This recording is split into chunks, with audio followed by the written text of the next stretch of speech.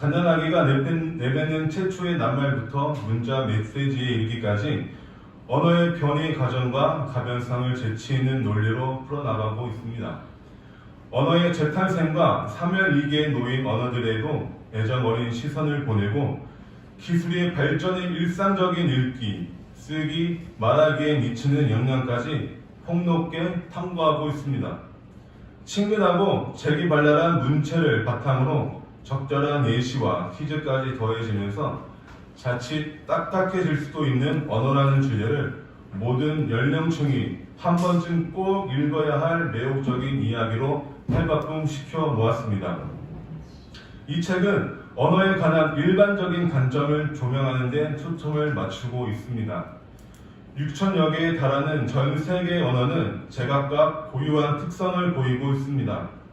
발음, 규칙, 문법, 어휘, 대화 규칙이 서로 다르고 문자로 표기될 때 언어마다 나름의 철자법과 구두법이 있습니다.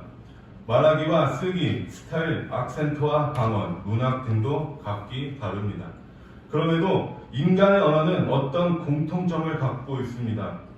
영국에서 태어난 아기는 영어로, 중국에서 태어난 아기는 중국어로 말을 배우지만 엄마와 아기가 나누는 대화나 언어 습득 과정은 거의 같습니다.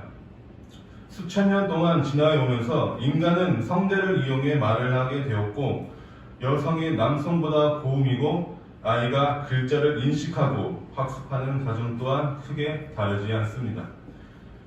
오늘 우리가 읽은 본문은 창세기 11장 말씀 전에 창세기 10장 32절 말씀을 보시게 되면 이들은 그 백성들의 족보에 따르며 노아의 자손이 족속들이요 홍수 후에 이들에게서 그 땅의 백성들이 나뉘었다라고 기록하고 있습니다. 노아 홍수 이후 살아남은 사람들은 욕심은 끝이 없는 것 같았습니다. 하나님의 구원의 은혜를 망각한 채 그들은 자기들의 명성을 길이 남고자 하는 유혹에 빠지게 되었습니다. 그리하여 노아의 자손들은 시날 평지에다 성과 대를 쌓기 시작하였습니다. 이곳은 유프라테스 강과 티그리스 강 하류에 있는 아주 비옥한 땅이었습니다. 이렇듯 인간은 하나님의 베푸신 복을 오용하거나 남용하기 일쑤였습니다.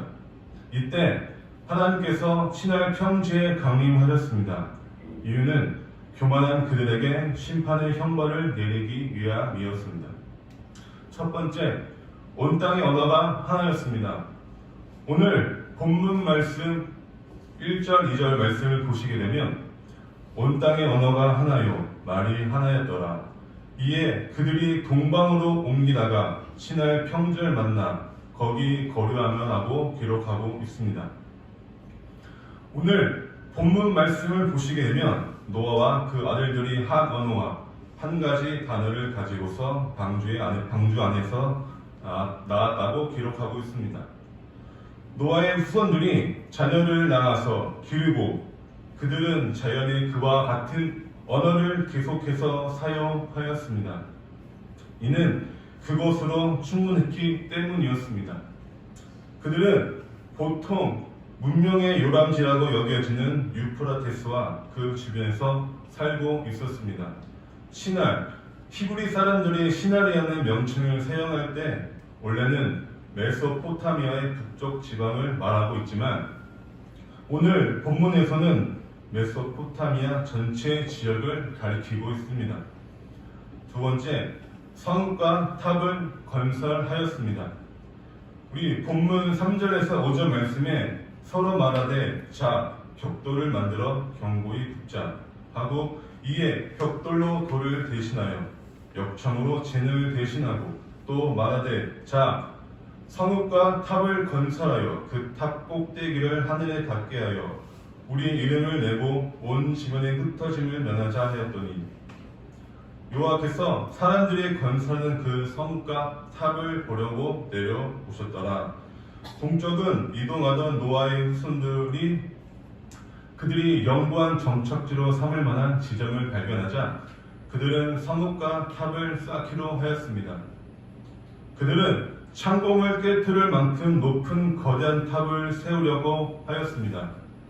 그들이 쌓고 있는 탑은 사람들이 눈에 눈과 심지어 하나님 앞에서까지도 그들의 중요성을 입증해 줌으로써 그들에게 우월한 지위를 제공해 줄 것으로 기대하고 있습니다.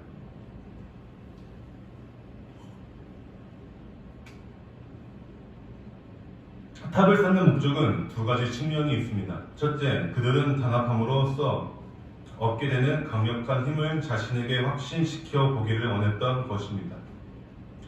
성읍과 탑은 그들을 단단한 무기로 결속해주고 그럼으로써 그들은 하나님의 도우심조차 필요 없을 정도로 강력해질 것입니다. 그들은 이렇게 말했습니다. 4절 말씀에 또 말하되 자 성읍과 탑을 건설하여 그 탑 꼭대기를 하늘에 닿게 하여 우리의 이름을 내고 온 지면에 흩어짐을 면하자 하였더니 그들은 자신들이 잊혀지지 않을 것이라는 사실을 확인하고 싶었습니다. 탑을 쌓음으로써 그들이 함께 모이고 그들이 망각되지 않도록 보장받기를 원하였습니다. 그러나 바벨론, 소돔, 고모라, 시돈 그리고 로마 같은 많은 성읍이 결코 경건한 건축물들이 아니었음을 우리가 잘 알고 있습니다. 인간이 하나님의 율법과 은혜를 경홀히 여기고 자신을 높일 때 파멸을 필연적으로 다가오는 것입니다. 우리 세 번째, 언어를 혼잡하게 하였습니다.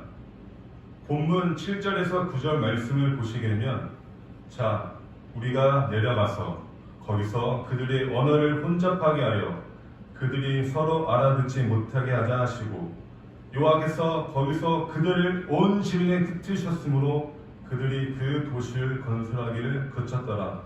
그러므로 그 이름은 바벨이라 하니 이는 여호와께서 거기서 온 땅의 언어를 혼잡하게 하셨음이니라. 여호와께서 거기서 그들을 온 지면에 흩으셨더라 하고 기록하고 있습니다. 하나님께서는 배역한 인간들의 마음과 동기와 이기적인 계획을 알고 계셨습니다.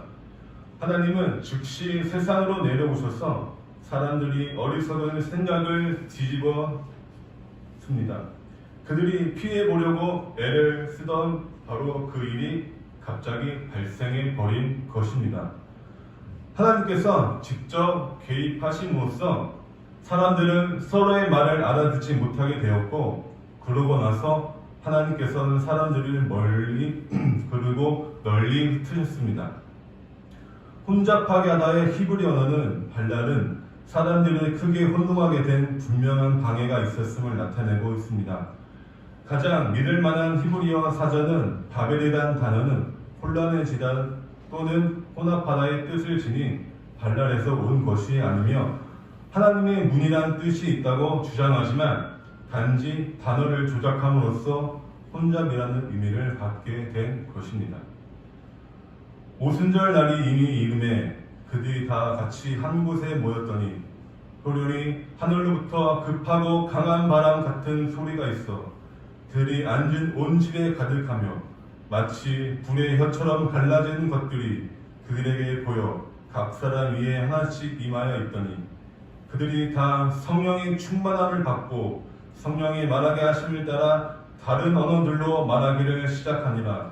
그때 경건한 유대인들이 천한 각국으로부터 와서 예루살렘에 머물러 있더니 이 소리가 남에 큰 무리가 모여 각각 자기의 방언으로 제자들이 말하는 것을 듣고 소동하여 다 놀라 신기하게 여겨 이르되 보라 이 말하는 사람들이 다 갈릴리 사람이 아니냐 우리가 우리의 각 사람이 난 곳 방언으로 듣게 되는 것이 어찌 됨이냐라고 기록하고 있습니다.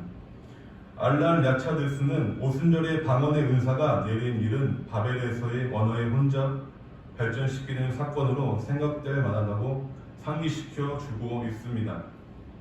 그는 말하기를 인간이 교만하여 자신의 업적들을 자랑하게 되면 분단과 불과 이해성이 따를 뿐이지만 하나님의 놀라운 일들이 선포될 때 인간은 자신들이 알아들을 수 있는 말로써 사도적인 복음을 알아들을 수 있게 되는 것입니다. 오늘 말씀의 결론입니다. 우리 짧은 유머가 생각이 나서 여러분께 소개하려고 합니다. 어느 시골 마을 경상도 할머니가 정류소에서 버스를 기다리고 있었습니다. 저 멀리 할머니께서 기다리는 버스가 할머니 쪽으로 오고 있었습니다. 그러자 경상도 할머니가 말을 하였습니다. 왔데이. 그러자 옆에 있던 미국 사람이 오늘이 무슨 요리인지 물어보는 줄 알고 대답했습니다. 먼데이. 할머니께서는 저기 오는 게 뭐냐고 물어보는 줄 알고 대답하였습니다. 버스데이. 그러자 미국 사람은 오늘이 할머니 생신인 줄 알고 축하를 드렸습니다. 해피 버스데이. 그러나 할머니께서는 미국 사람이 버스 종류를 물어보는 줄 알고 이렇게 대답하였습니다. 아니데이, 직행 버스데이. 바벨탑 사건은 역사적인 사건입니다. 곧 언어를 연구하는 학자들이 언어 간의 유사성을 연구하는 요즘 컴퓨터로 자료를 집어넣고 대조해 보니까 모든 언어가 다르기도 해도 따지고 가면 언어의 하나로 된다고 말하고 있습니다. 언어학자가 사실이라고 해서 사실이 아니고 성경이 말씀해 주시니 사실입니다. 지금도 곳곳에 지구라트라는 거대한 탑들을 쌓은 흔적들이 있습니다. 그것들은 미루어 보더라도 바벨탑은 그 후에 바벨론이라는 국가의 이름을 갖기도 하는데 요한계시록에서는 이 세상을 대표하는 단어로 사용하고 있습니다. 창조주 하나님을 다른 하나님으로 섬기지 않는다면 우리도 어쩌면 지금 이 세상에서 바벨탑을 쌓고 있는지 모릅니다. 교회교회 성도님 모두 주님 안에서 한 형제 자매로 돌아오는 우리 모두가 되시기를 주님의 이름으로 축복합니다. 기도하시겠습니다. 오늘 설교를 통하여 교만하지 않고 회개하고 성결하는 삶을 살아가는 모든 영일교회 성도들이 자기만의 바벨탑을 쌓지 않게 저들의 심령 가운데 주님 경건한 마음을 갖게 인도하여 주옵소서. 이 모든 말씀 살아계시는 예수님의 이름으로 기도하옵나이다. 아멘.